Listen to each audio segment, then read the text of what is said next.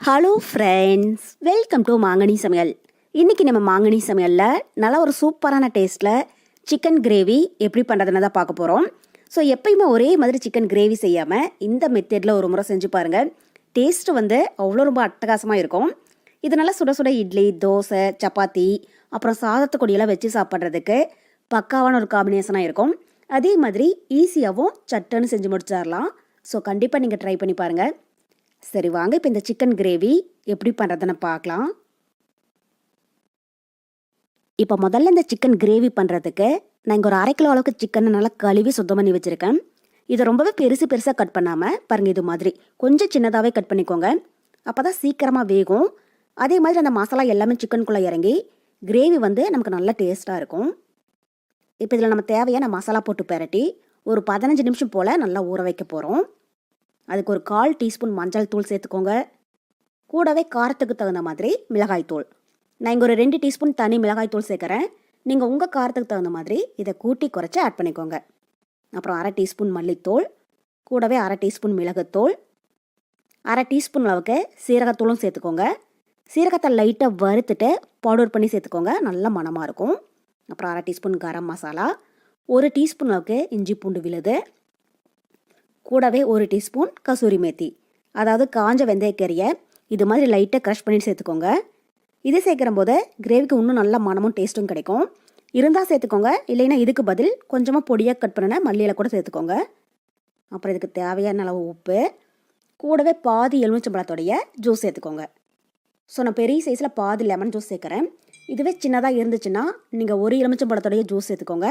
அப்போ தான் அதனுடைய டேஸ்ட் நல்லா எடுத்து கொடுக்கும். சேர்த்துட்டு இப்போ இந்த மசாலா எல்லாமே சிக்கனோட ஒன்றா நல்லா சேர்ந்து வர மாதிரி இதை கலந்து விடுங்க.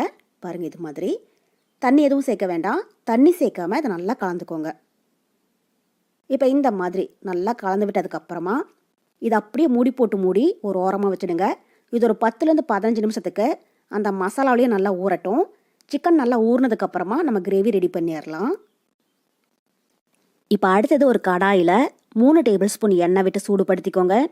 இப்போ எண்ணெய் காஞ்சதும் இதில் 1/2 இன்ச் அளவுக்கு பட்டை, 3 லவங்கம், ஒரு பிரியாணி இலை சேர்த்துடலாம். இப்போ இது மீடியம் ஹீட்டில் லைட்டாக கலர் மாறினதும் இதில் பெரிய சைஸில் ஒரு பெரிய வெங்காயத்தை பாருங்கள், இது மாதிரி நல்லா பொடியாக கட் பண்ணி சேர்த்துக்கோங்க. சேர்த்துட்டு இப்போ இதை லைட்டாக பொன்னிறமாகற வரைக்கும் வதக்கிடுங்க. ஸோ நான் பெரிய சைஸில் ஒரு பெரிய வெங்காயம் சேர்த்துருக்கேன். இதுவே சின்னதாக இருந்துச்சுன்னா நீங்கள் 2 அளவுக்கு சேர்த்துக்கோங்க. நம்ம பெரிய வெங்காயத்துக்கு பதில் சின்ன வெங்காயம் கூட சேர்த்து செய்யலாம், நல்லாயிருக்கும்.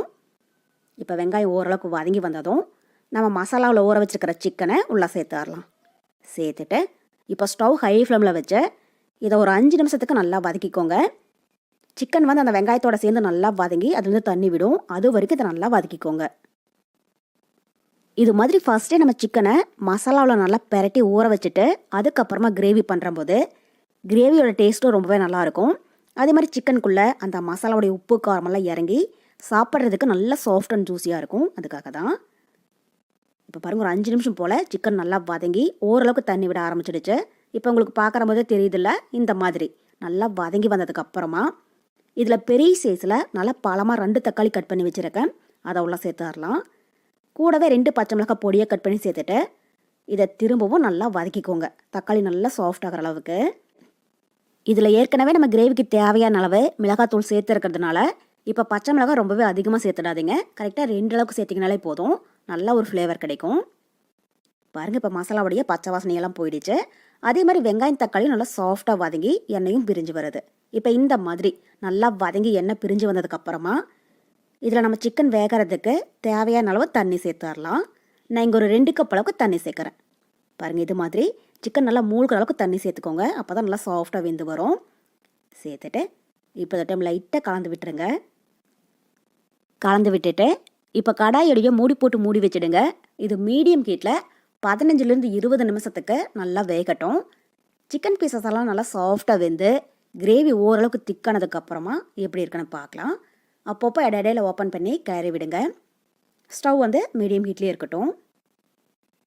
இப்போ பாருங்கள், கரெக்டாக ஒரு 15 நிமிஷம் போல் ஆகியிருக்கு. மூடி ஓப்பன் பண்ணி பார்க்கலாம்.